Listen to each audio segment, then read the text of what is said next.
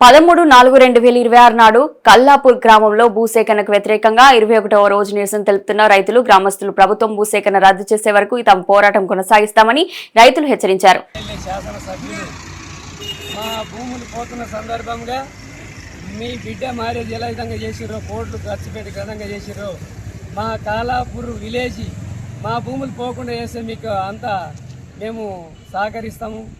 ఎందుకంటే మా ఊరి గ్రామ ప్రజలు నిరాహార దీక్ష 21 రోజు సందర్భంగా మీరు వచ్చి మాకు మా భూమి సమస్యలు చెప్పగలరు. ఎందుకంటే ఇన్ని రోజులు మేము చేస్తున్నది మీకు కనిపిస్తలేదా? ప్రభుత్వానికి కానీ గవర్నమెంట్కి కానీ పోలీసు వాళ్ళకి కానీ ప్రతి ఒక్కరు ఎవరికి కూడా మా గోడు కనిపిస్తలేదా? ఎందుకంటే మేము ఇప్పటి వరకు నిరాహార దీక్ష సామరస్యంగా చేసినాము.